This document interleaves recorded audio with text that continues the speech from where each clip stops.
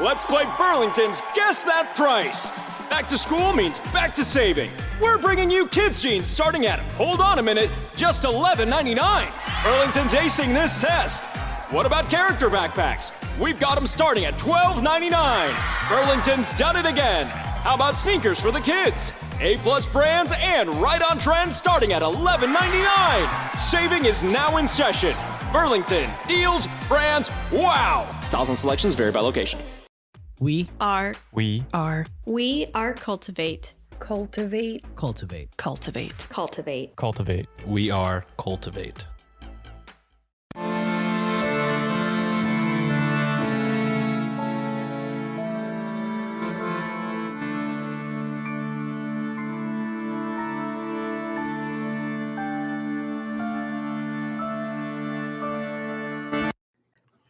Hello and welcome to Ye Olde Crime, where we discuss the funny, strange, and obscure crimes of yesteryear. I'm your host, Lindsay Valenti, and with me is my sister and co-host, Maddie Savage. Hello. Hi. I'm still not used to saying that, but I'll get there. I'll get there. I did get a couple of text messages after the recording, and they were like, "Did you get married?" I did. I eloped. We're going to have the party later, I promise. Nobody was left out. So, I have things in both the cubby and the closet this week. Oh, no. I'll start with the cubby first. So, I used the wrong mic for our last episode. Uh-oh. So, I had to clean up the audio. Did it do something weird? I sounded slightly robotic, like maybe I had an AI voice. Got it. So that's on me. And I triple checked the mic this time to make sure that I was using the right one. So Yeah. hopefully that issue won't happen again. But I'm human, and sometimes I do dumb things like select the wrong mic. Yep. Yeah. It happens.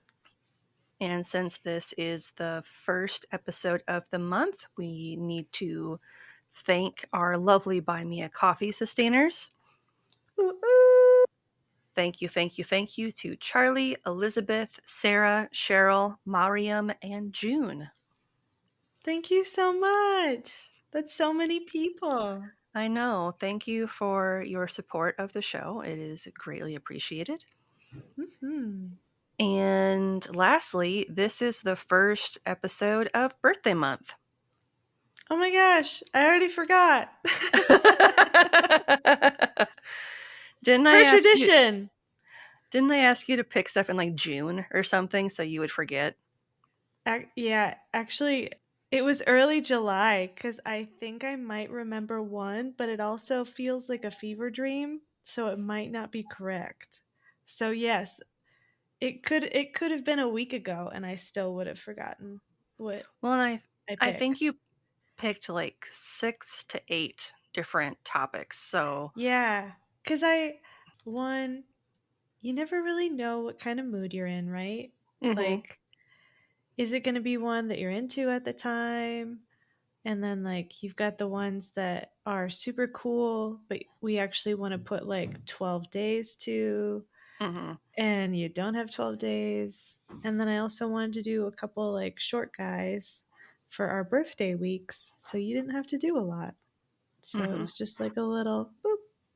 Well, and some of them, I never know when I put things in the master spreadsheet how much information I'm going to be able to find on these topics. Some of them, I kind of know, okay, there's going to be a decent amount of content on the internet that I can pull for an episode. But sometimes I'm like, I have no idea if I'm going to find anything on this topic. So sometimes it is very short and it takes a little bit longer for Carrie Ann to find content, and sometimes she just can't find anything. So then I'm like, okay, well, I guess we're not going to do that episode because we can't find anything.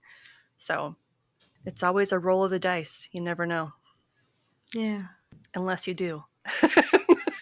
Unless you do. And I certainly do not. So that's why I pick 20 topics and then goldfish it out of my system. And the one thing I do know is I never outrightly choose long pig or cannibalism. Yeah, because I do put in there if it's cannibalism. I always make a point to not pick those topics on the 1 month I have control over. All right.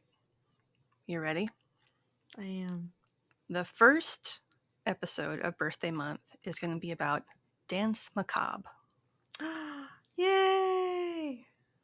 Information was pulled from the following sources: a 2024 Cape Charles Mirror article by Wayne Creed, a 2023 New Advent article, 2017 Atlas Obscura article by Bethany Corriveau Gottschall, a 2017 Cambridge Scholars publication by Sophie Oosterwijk and Stephanie Knoll, a 2017 CBC article by Andrea Warner, a 2008 Journal of the British Archaeological Association article by Sophie Oosterwijk, a Britannica article, Oxford International Song Festival article by Camille Sansons, University of Glasgow Special Collections Department article, and 2 Wikipedia links.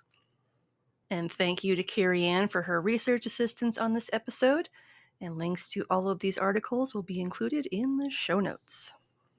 Want to be social with us? You can see pics from this week's episode, bonus content, and funny memes on X at Ye Olde Crime Pod, or on Facebook, Instagram, Threads, TikTok, and YouTube at Ye Olde Crime Podcast. Speaking of YouTube, we have a special playlist just for our Can You Crack the Cramp Word segments with our guest podcasters to see who can correctly guess the meaning of some obscure Victorian slang terms. If that's your thing, check it out. It's the middle of the night. The clock strikes midnight.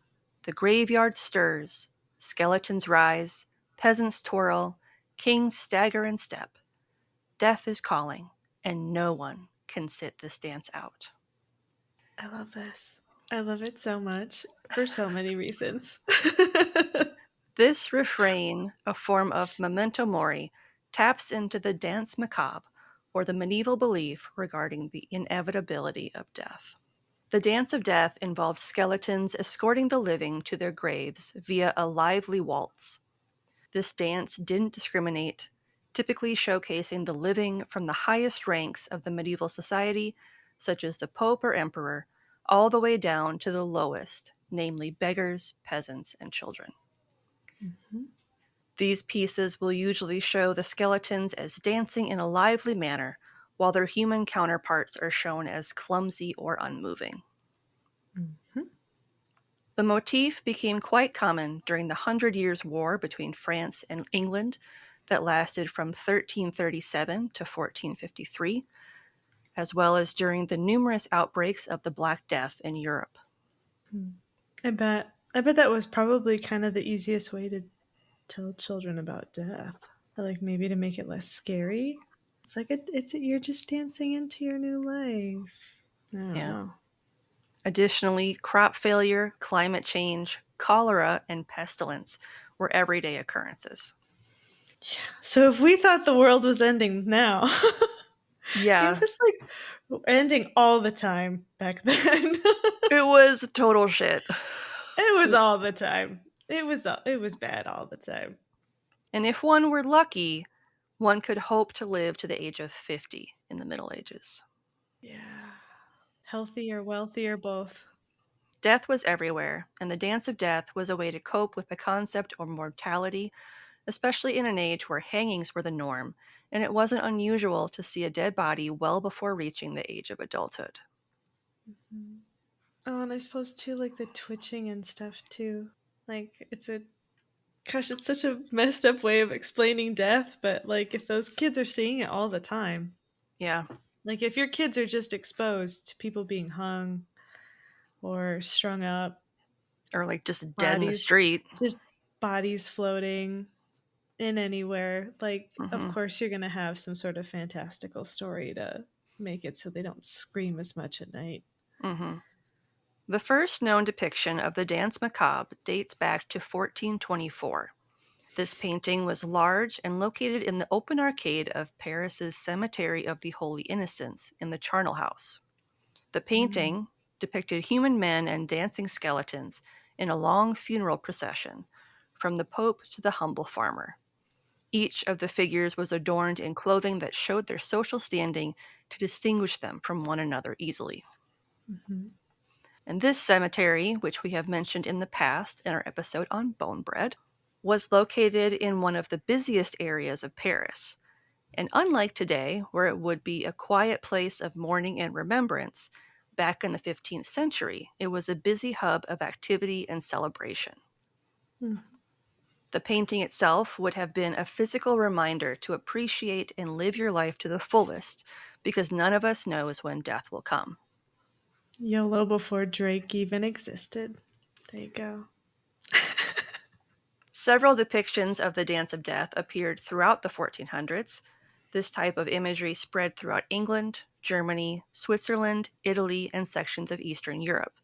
The motifs came in a variety of medium, from murals to frescoes to mosaics, some that have survived to the present day, and others that have merely been noted in historical references. For example, the Triumph of Death, one of the most famous depictions, was painted between 1450 and 1500 in the cemetery of Pisa. Other well-known examples include one in Basel after 1440 and Lübeck after 1463. Covered bridges also bore a Dance of Death motif in Lucerne around 1400 and Sprüher. The Dance of Death made its way into the cloisters in St. Paul's Church in London around 1430, as well as verses that were translated from French into English by John Lydgate. John Lydgate's translation of the French poem is based on the moral belief that death leads people from all walks of life to their graves.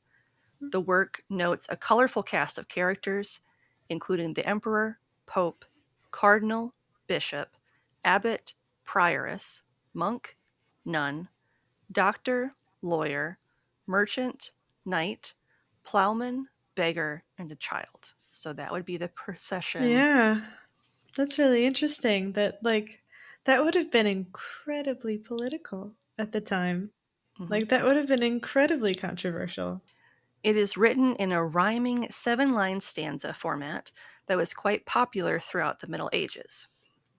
And although the Cemetery of the Holy Innocents was closed in the 1780s, and the charnel house was torn down in 1669 to improve city infrastructure, the famous painting lives on thanks to printer Guyot Marchand. Marchand created a set of woodcuts in 1485 that replicated each of the figures from the original artwork, and also added several verses to each one. Following the success of these works, Marchand released several more editions, including one entirely devoted to women known as the Danse Macabre de Femmes. Mm-hmm. This version has 5 surviving manuscripts, as well as 2 print editions. It showcases the lives of 36 women in Paris in their daily lives and occupations at various stages of their lives. So some are younger, some are older, so it kind of goes through the gamut. Okay, that would have been super controversial. Just the fact that it's just women? Boring. Yeah. Lame. Honestly, I'm surprised that as many examples have survived. I was just gonna say five samples survived. That's incredible. And two print editions. Like, I am Dang. astonished that many survived. Yeah. Honestly. An English translation of this manuscript was eventually published in 1994 by Anne Turkey Harrison.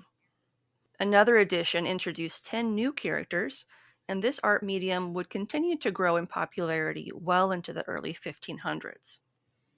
Other artists mimicked Marchand's work, such as artist Hans Holbein the Younger, whose series was created between 1523 and 1526, and then cut into wood by master block cutter Hans Lutzelberger.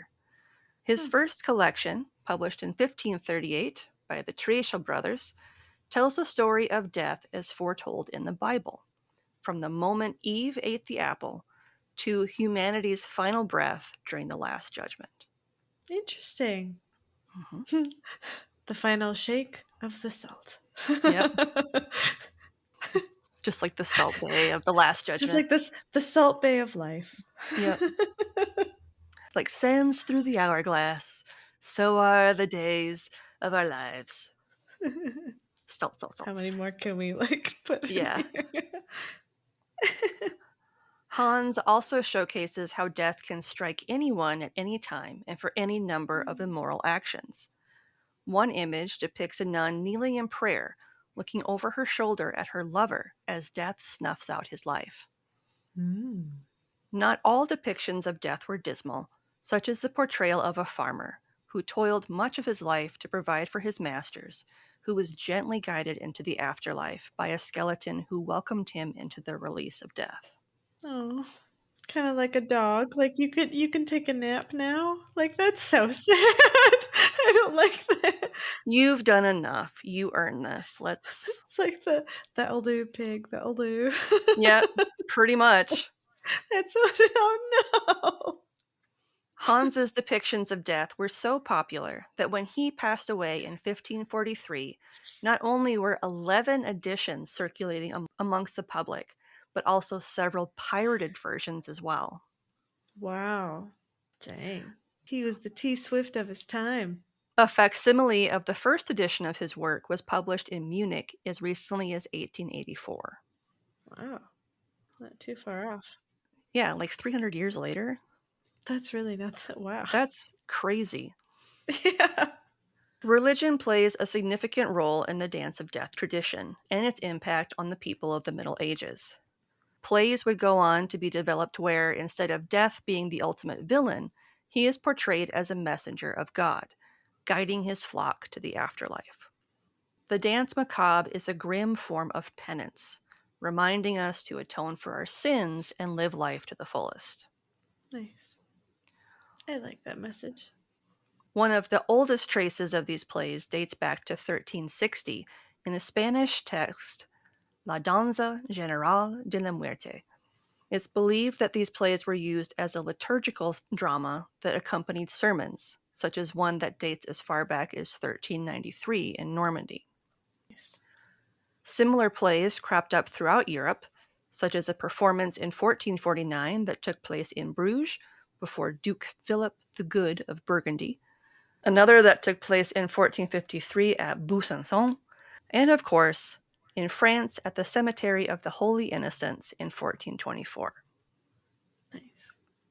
Italy gave us the Trionfo della Muerte, which was mentioned by both Dante and Petrarch. This triumph of death was performed in Florence in 1559 as part of a Carnival celebration. Similar plays have been preserved in the Altsfeld Passion Plays, particularly a French piece known as Chérie. Mimed performances have also taken place in Germany, France, the Netherlands, and Flanders. I love that. I love that for them. Just a bunch of dancing skeletons and a bunch of other dudes in costumes. And some mimes. Just not saying a thing, having the time of their lives. Yeah. You know? Good on ya. Although public depictions of the Dance of Death began to fall out of favor in the 1600s, Hans Holbein's work continued to be printed and loved well into the present day, inspiring several artists over the ensuing centuries. Including Tim Burton. Pretty much. Probably. That was like hint, hint, hint, hint, hint, hint. Yeah. Danse Macabre, Opus 40, was written in the key of G minor in 1874 by the French composer Camille Saint-Saëns and was reimagined based on an 1872 art song by poet Henri Gazalis. In the waltz, Death appears at midnight each year at Halloween, and he entices the dead to rise from their graves and dance for him as he plays his violin. The dead dance until the rooster crows at dawn, at which point they are forced to return to their graves until next year. Quote, the use of specific instruments, the eerie solo violin, the bone-like xylophone, the urgent strings, creates vivid imagery without a single word being spoken. The entire piece lasts just over 7 minutes. Yet in that time, Sonsi creates a complete world, a dance between life and death, chaos and order, the macabre and the joyful. End quote. Yep. The English translation of the song reads as follows, quote, tap, tap, tap. Death rhythmically taps a tomb with his heel. Death at midnight plays a geek, tap, tap, tap on his violin. The winter wind blows, the night is dark. The lime trees groan aloud. White skeletons flit across the gloom, running and leaping beneath their huge shrouds. Tap, tap, tap, everyone's astir. You hear the bones of the dancers knock. A lustful couple sits down on the moss, as if to savor past delights. Tap, tap, tap, Death continues, endlessly scraping his shrill violin. A veil has slipped. The dancer's naked. Her partner clasps her amorously. They say she's a baroness or marchioness, and the callow gallant a poor cartwright. Good God! And now she's giving herself, as though the bumpkin were a baron. Oh my. What a bridge. I'm sorry. To the song. That was a tangent. Okay. Sorry. Keep going. Tap, tap, tap. What a saraband. Circles of corpses all holding hands. Tap, tap, tap. In the throng you can see king and peasants dancing together. But suddenly the dance is ended. They jostle and take flight.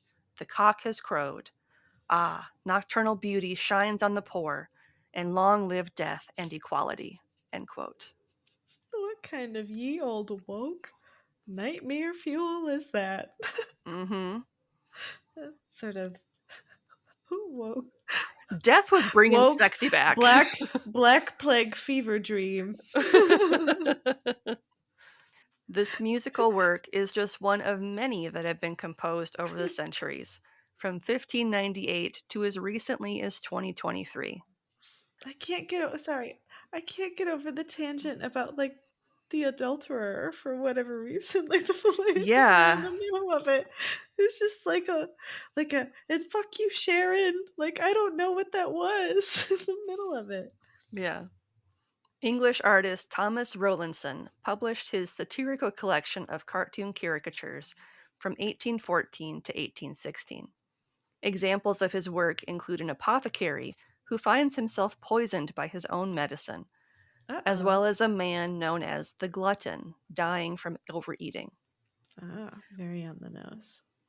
Rowlandson's works also contain verses written under the pen name of Dr. Syntax by comic Oh my poet god. William No. Combe. Yeah. Oh no. French artist James Tissot had a painting that depicts the Danse Macabre displayed at the Salon in Paris in 1861. This work represents a procession of human dancers led by a skeleton, followed by a skeleton in a shroud who showcases many of the accessories we associate with death today: a coffin, a scythe, and an hourglass. The imagery of the dancing skeletons continues to be seen in popular media today. In 1929, for example, Walt Disney released The Skeleton Dance as the first silly symphony. In the short, the skeletons dance the foxtrot after rising from their graves. I remember that. I do too. Although today skeletons are often associated with Halloween and far removed from the depictions of death back in the 1400s, their reminder of our mortality continues to ring true. In the case of Memento Mori Maxim, the message is meant to convey the idea of eating, drinking, and being merry, or simply living a purposeful life. Quote, death is the only partner we all dance with, the only one who never leaves the floor. End quote. Nice. And that is the Danse Macabre. I like it. I like it a lot. I just remember playing it in high school. Well, in middle school too, I think. The song? Yeah, you learn the song really quickly, at least we did. And cuz it's pretty easy to learn. And then when you actually hear the story behind it, it's just interesting. Like every country in Europe has their own version of it. And I listened to it the Opus 40, and immediately I recognized it. Yep. It's been used in a lot more popular media than you would think. Like a lot of movies and TV shows, and even some commercials have used it. So it was kind of fun listening to it, knowing the story behind it. Yeah.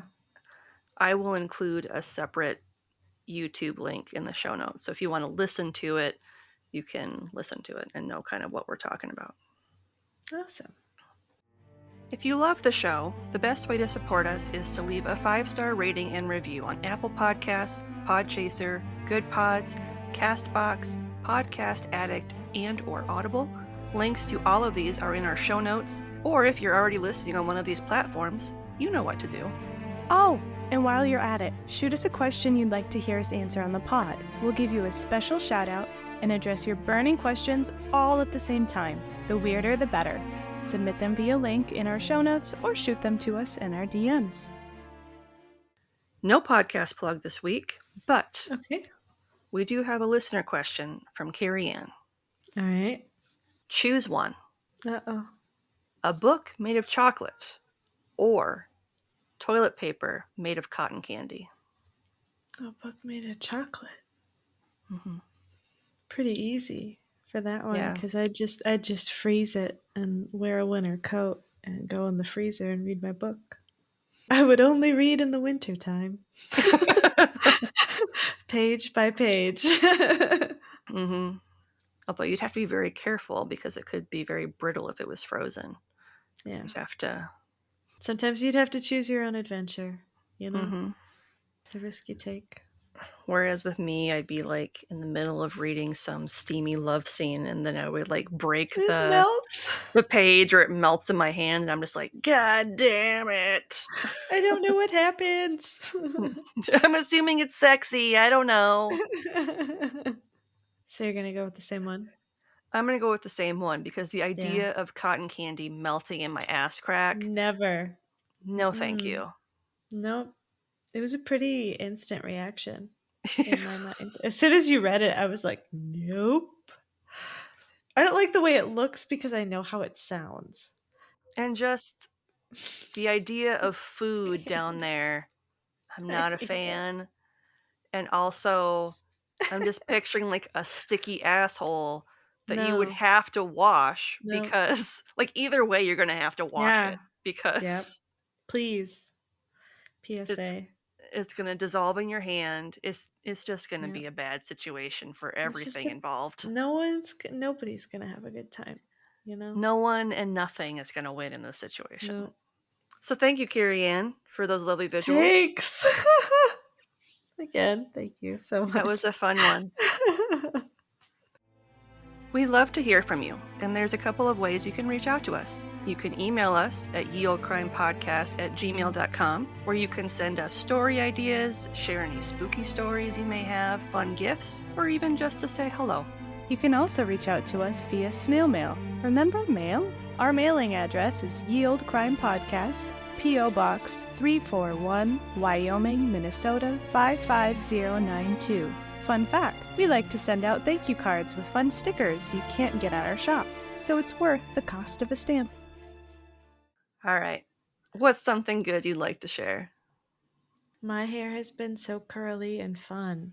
I noticed that. Your hair has just been like... It's been really fun. Yeah. So I'm going to tell everybody my secret, and I'm really sorry, hairstylists, if this is not what you're supposed to do. But I do rice water. I wash my rice, and then I soak it in water overnight, and then I cook the rice the next day in like whatever sort of food I want.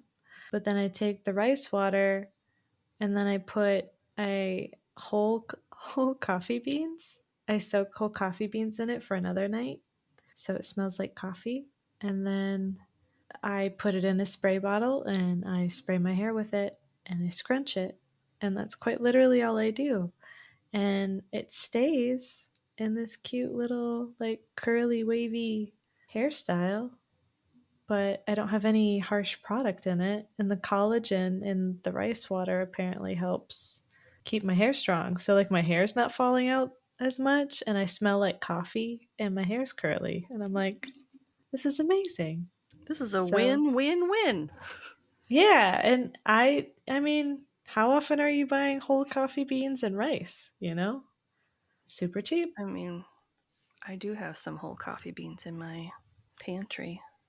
hmm I used some old ones because, like, I knew I wasn't gonna grind them down because I missed my opportunity. So I'm using them to scent my hair. Because the one I had lavender notes in it too. So there's actually a little hint of lavender. It's delightful. I really recommend this method. It sounds delightful. Yeah. So what about you? What's one good thing? I get to see my podcast friends this weekend, and I am very, very excited.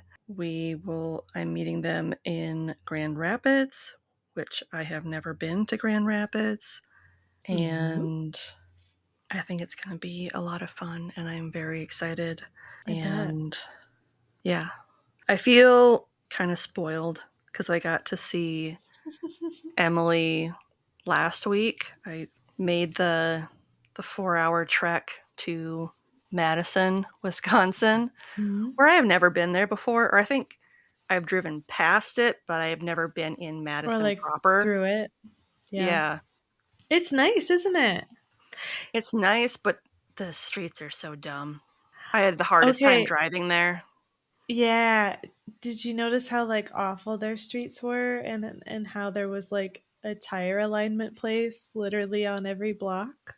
And it was like There's a reason for that. these random kind of winding streets. And Yep. yeah, I was not a It fan. was it was like a more passive version of the weird streets in Minneapolis. Like you can tell that for a lot of the windy streets in Minneapolis it was like an accident, like Hmm. like a dog eating its tail kind of a thing. Well, and a lot of the places in Madison have those like corner buildings, which I love, but then the Yeah. roads that go around those corner buildings are dumb as fuck. And like, And I hate that. and I hated everything. And it was downpouring the day that I was Oh, of with her. course. Of And there were course. times when Google was like, hey, I want you to cross 5 lanes of traffic to turn in the opposite direction. And I was like, no. So then I would Mhm. turn down the road with traffic to like turn around. Could you imagine trying to do DoorDash in that town then? If those are the kind of directions you get? We definitely looped back on several like common streets. So I bet. I got used to seeing certain streets over and over again. I know where I am now. We did some fun stuff. We went to the Arboretum and we rode a tram and saw a turkey named Sherman Mhm. and the Thai Sala, which is the only one in North Mhm. America.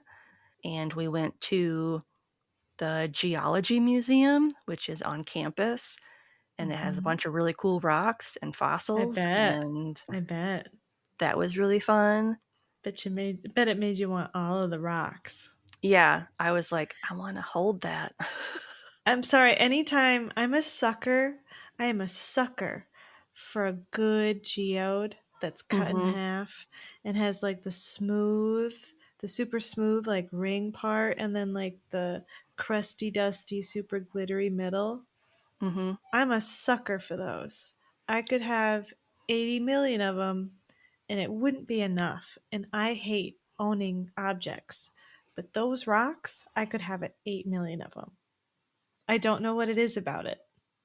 Yeah, I love rocks, and we could purchase rocks at the museum, but you had to have cash, and I don't carry cash. So, That's annoying.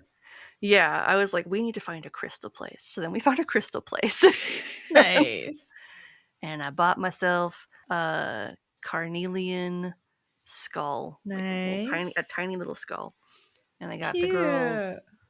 little hearts of moonstone and I want to say labradorite, maybe. Okay, yeah. It's like a Yeah. speckled, it's like a blue, like Mhm. kind of like a lapis with like white. Yeah. It's supposed to help with Yeah. anxiety. It's really So pretty. Yeah. Very smooth to the touch. I think I'm going to end on that. That's a weird place to end, but I'm going to end on that. It feels right. It feels It right. does. It Mhm. does. Shall we? Mhm. We wouldn't be here without support from listeners like you. If you're interested in supporting us financially, you can leave a one-time or monthly donation over on Buy Me a Coffee or our Venmo page. Links are in the show notes. And we make a point of reaching out to send you a thank you note and stickers to show our appreciation. Want to show your support in a more concrete way? Pick up some Yield Crime merch over at our TeePublic shop. We shout out whenever there is a sale each month, and we work to make sure we're creating new designs and changing it up whenever possible. And hey, thanks for listening. And on that note, as always, I'm Lindsay, And I'm Madison. and we'll see you next time with another tale As old as crime.